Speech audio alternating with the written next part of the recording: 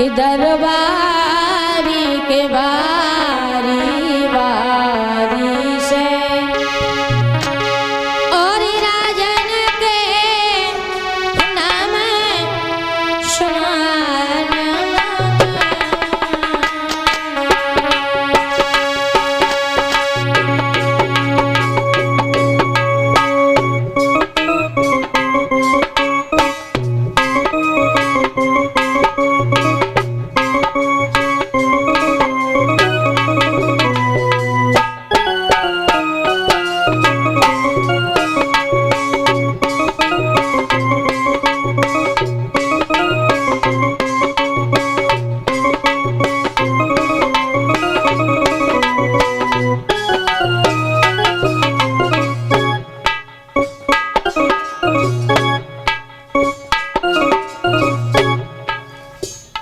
सुबह से शाम हो गई लेकिन फैसला नहीं हुआ कि रुक्मिणी का विवाह कहाँ किया जाए। जिसके जो दिमाग में आ रहा है वो उसी का नाम ले रहा है।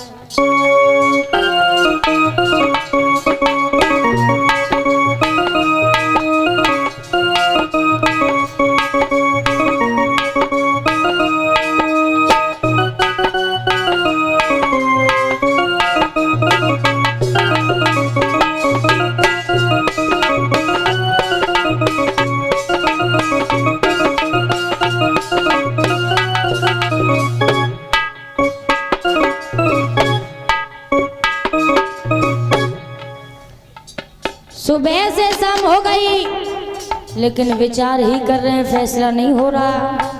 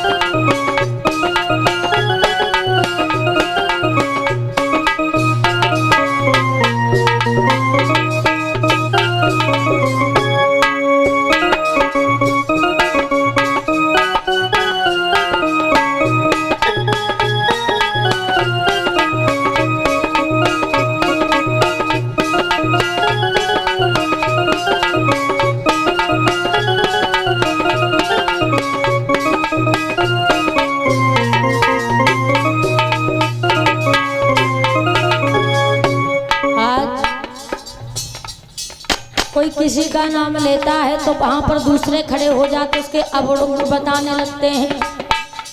लेकिन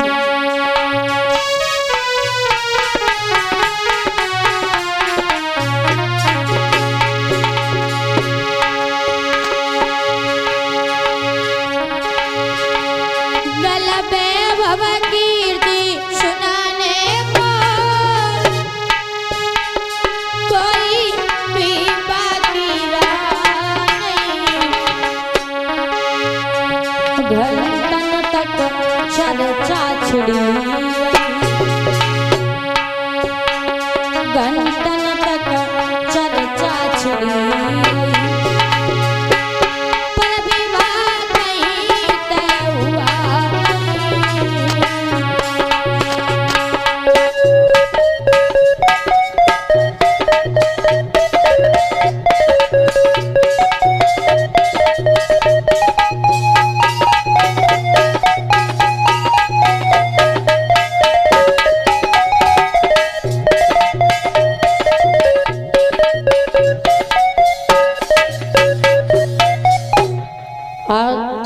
सुबह से शाम हो गई, इसके जो दिमाग में आ रहा वो उसी का नाम ले रहा, लेकिन विवाह कहीं तय नहीं हुआ, कहीं फैसला नहीं हुआ। तो अंत में महाराज भीष्म का सबसे छोटा लड़का खड़ा हो गया और जवाब दिया, पिताजी की जय हो। पिताजी क्या मैं भी आज बोल सकता हूँ? बोले बिल्कुल बोलो, आज सभी को बराबर बोलने का हक है।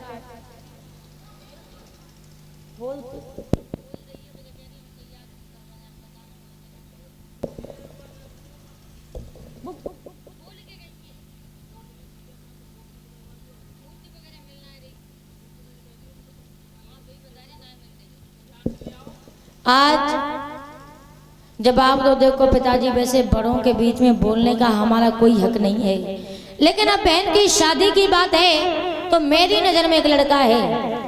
बोले क्या नाम है, कहाँ का रहने वाला, कैसा खानदान? बोले खानदान की तो बात मत करो, बहुत बढ़िया लड़का है, बहुत ही अच्छा स्वभाव है, संस्कारी है। बोले नाम क्या?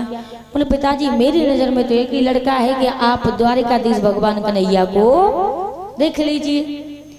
जैसे इतने वचन सुने जब तो बेटा यही तुम चाहते थे। अरे तुमने तो मेरी मुंह की बात छीन ली, कोई बात नहीं, हो गया फैसला। एक काम करो, मथुरा के राजा कृष्ण को खबर भेज दी जाए, कुंदर पर नरेश महाराज भीष्मक अपनी बेटी का टीका चढ़ाने के लिए आ रहे। आज इतनी बात पूरी नहीं हो पाई, तब तक महाराज भीष्मक का सबसे बड़ा लड़का रुकुम खड़ा हो गया। बोले ए पिताजी, किसका नाम ले रहे हो, किसकी प्रशंसा कर रहे हो? वो ग्वाल गवार जो बन बन में गाय चराने वाला, औरतों के बीच में माखन लूट लूट के खाने वाला, जिसके खानदान का कुछ अता पता नहीं, जिसके माता पिता का कोई पता नहीं, उसके साथ अपनी बहन का विवाह बिल्कुल नहीं करेंगे। सुनो, तुम्हें नहीं मालूम? अरे बन बन में गाय चराए रहे और दही लूट लूट के खाए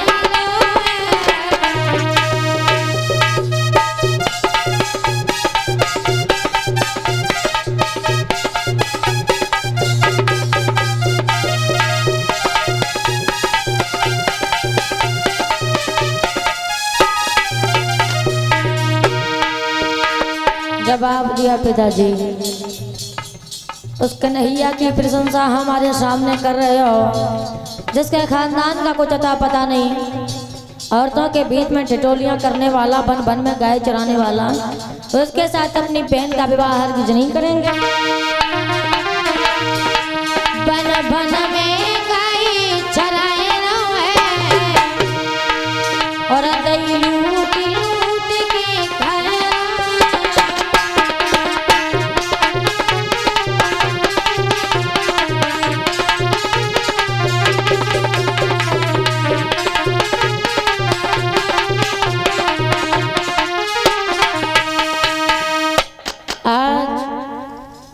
जवाब दो पिताजी, कोई और देखो, उसके कन्हैया के साथ अपनी बहन का विवाह बिल्कुल नहीं करेंगे। महाराज ने जवाब दो, रुकुम तो क्या पागल हो गया? अरे अभी बेचारी तो कर रहे, शादी हो थोड़ी ना गई है, अगर तेरे नजर में कोई लड़का तो तू बता। बोले पिताजी अब हम क्या बताएं? बोले जो पूछा गया वही बता। बोले पिताजी मेरी बहन इतनी सुंदर है, इतनी सुंदर है कि उसके आगे हमें कोई दिखाई नहीं देता। बोले बड़े पागल हो, अरे जब भगवान ने लड़की भेजी तो लड़का भी भेजा होगा, दिमाग तो सोच और हमें बता। थोड़े समय बाद रुकुम ने जवाब दिया, पिताजी हाँ एक लड़का है मेरी नजर में। बोले क्या नाम है? बोले पिताजी लड़का बहुत अच्छे खानदान वाला है, बहुत बड़ा पैसे वाला है, बहुत बड़ा इज्जत वाला है, रूप भी जिसका निराला, नेक गोरा नेक काला। बोले बड़ाई करता रह गया, नाम भी बताएगा। बोले सुनो, अरे सुने बाबुल के बहन रे, रुकुम आज समझ आवे।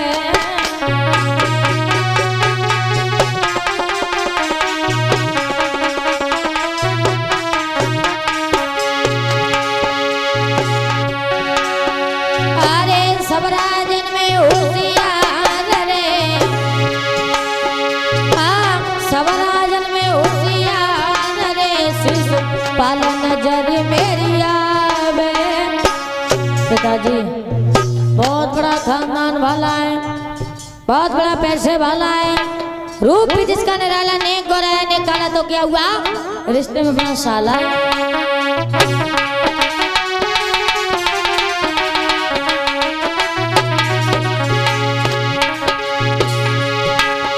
महाराज करेंगे बाप के संग शादी, अरे सब राजन में होशियार कई ऊंची है बाकी पाती।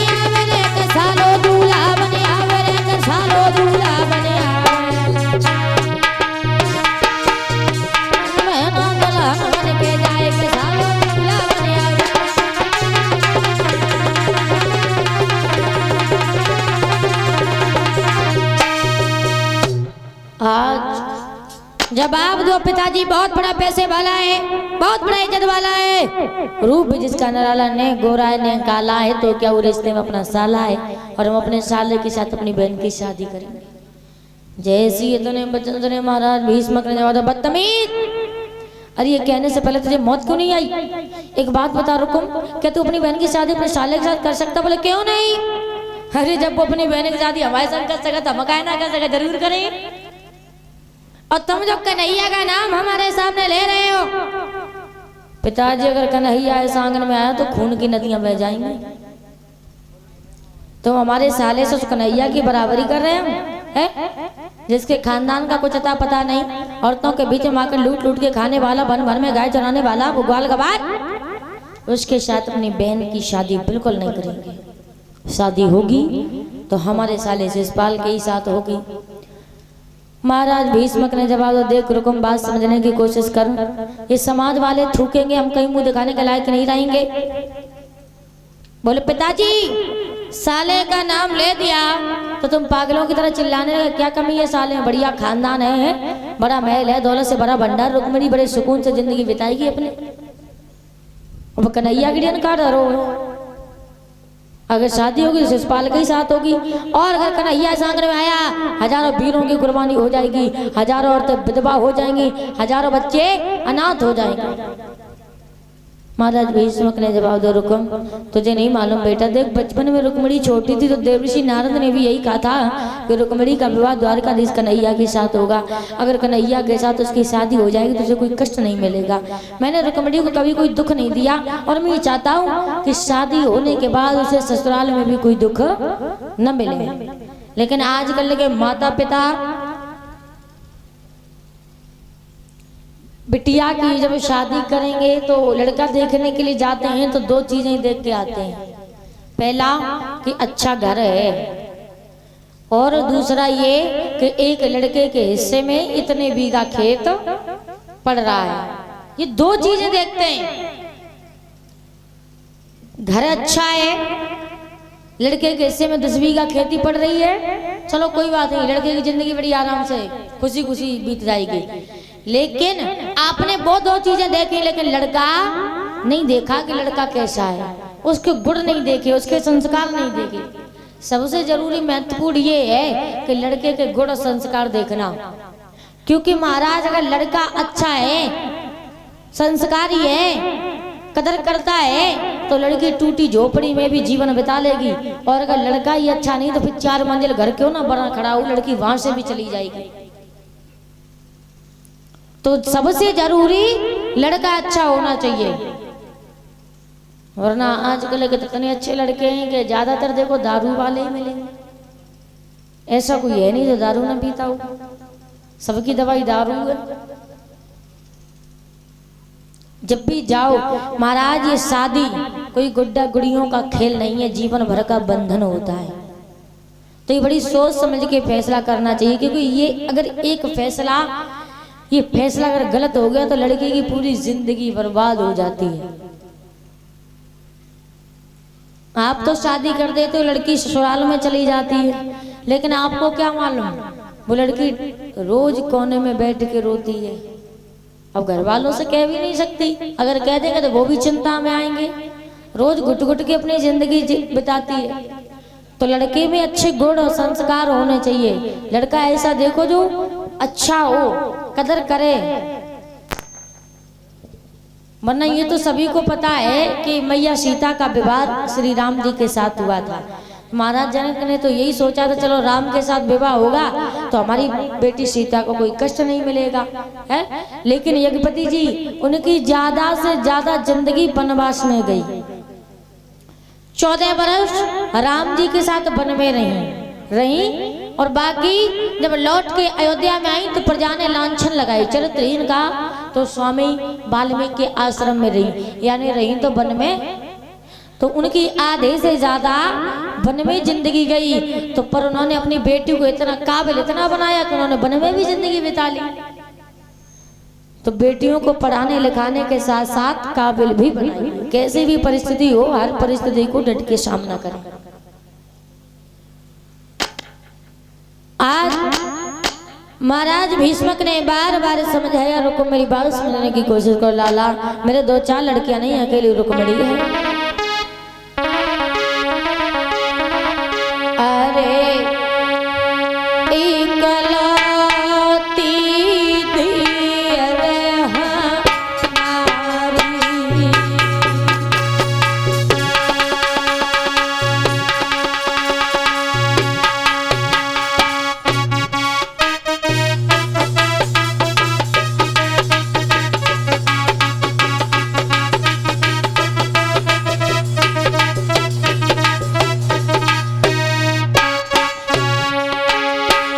जवाब दो लाला। अरे इकलौती दियर हमारी, और बड़े लाड़ प्यार से रे पाली।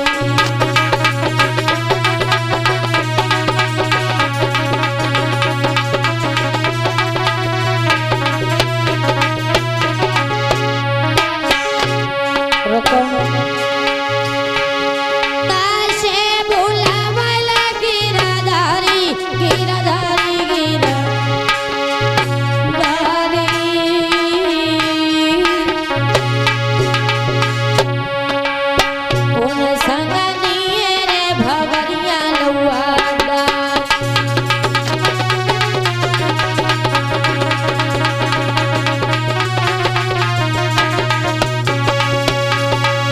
जब आप तो रुको, हमारे 2-4 लड़कियां नहीं, अकेली रुक्मिणी है।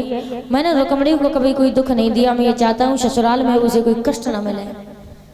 रुकुम ने जवाब दिया, पिताजी अरे बार बार उसी का नाम ले रहे जिसके नाम से मैं घेने कन्हैया इस आंगन में आया, तो मैं बार बार आपसे एक ही बात कहूंगा कि बहन के डोली तो बाद में, सबसे पहले इस घर की चौखट से तुम्हारी अर्थी निकलेगी।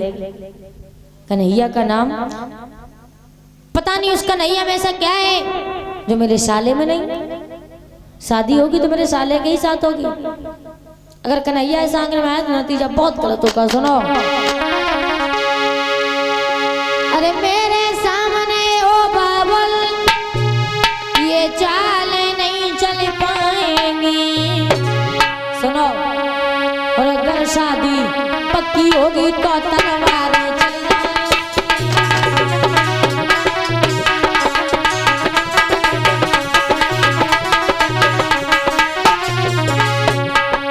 पिताजी। कन्हैया इस आंगन में आया तो बहन की शादी में मंडप के नीचे खून की नदियां बह जाएंगी।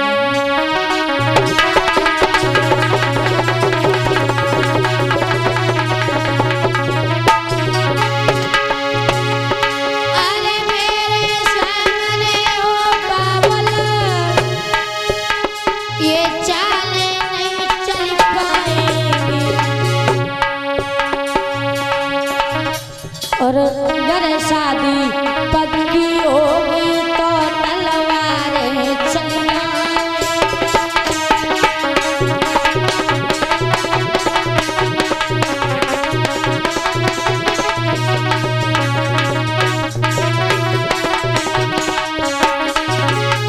पिताजी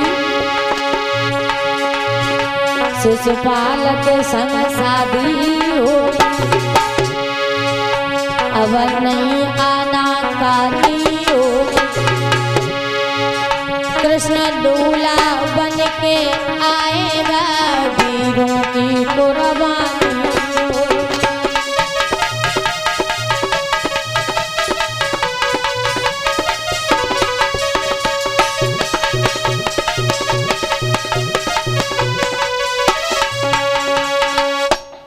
जवाब दो पिताजी। कन्हैया इस आंगन में आया तो खून की नदियां बह जाएंगी। इधर रुकुम वहां से खड़ा हुआ और वहां से आगे बढ़ा।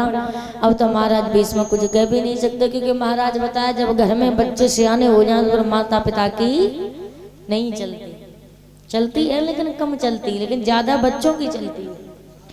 पहले जमाने में होता था कि माता पिता कहते थे बच्चे करते थे, लेकिन अब बच्चे कहते हैं और माता पिता करते हैं। रुकुम वहां से आगे बढ़ा और नाई और पंडित को अपने पास में बुलाया। जवाब दो, ए पंडित जी,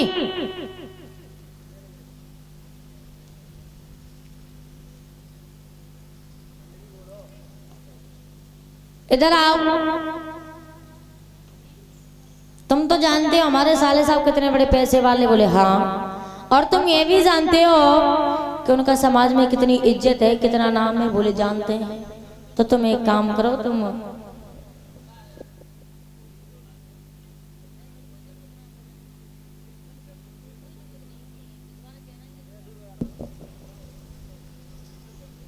तो एक काम करो, मेरे साले साहब के लिए एक पत्र लिखो।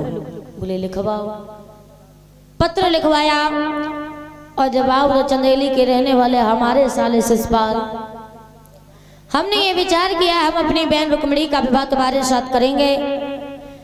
वैसे हम तुमसे बड़े तो नहीं है, लेकिन आज हम और तुम एक होने के लिए जा रहे हैं। मगर तुम चाहो तो वैसे निभा लो, लेकिन यहाँ पर होशियारी से आना, हाथी घोड़ा फौज लेके आना, क्योंकि यहाँ पर मथुरा का कन्हैया आ रहा है। और मैं ये नहीं चाहता कि मेरी बहन की शादी में लड़ाई झगड़ा हो, क्योंकि हमारे पिताजी जो है ना उस कन्हैया की तारीफ ज्यादा कर रहे हैं। इसलिए होशियारी से पूरी फौज सेना लेकर के आना यहाँ पे लड़ाई झगड़ा, क्योंकि कन्हैया आएगा तो लड़ाई झगड़ा हो सकता है। पत्र लिखवाया तो कुछ और भी लिखा।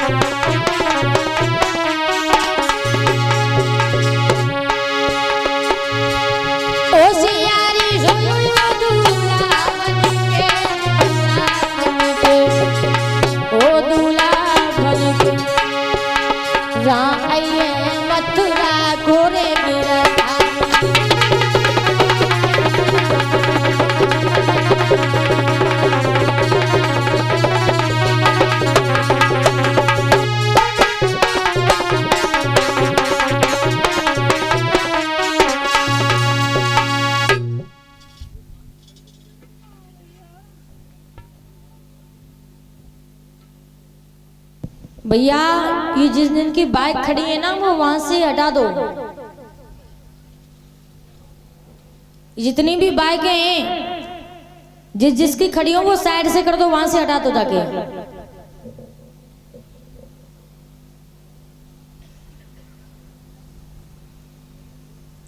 आज पत्र लिखवाया और पत्र में साफ साफ लिख दिया, होशियारी से आना, हाथी घोड़ा फौज लेके आना, क्योंकि यहाँ पर मथुरा का कन्हैया आ रहा है। और मैंने ये नहीं चाहता कि बहन की शादी में मंडप के नीचे लड़ाई झगड़ा हो। आज उस पत्र को लेकर के पंडित जी जो थे वो चंदेली के लिए चले हैं। अब एक दो लाइन का कीर्तन ताली बजा के सभी लोग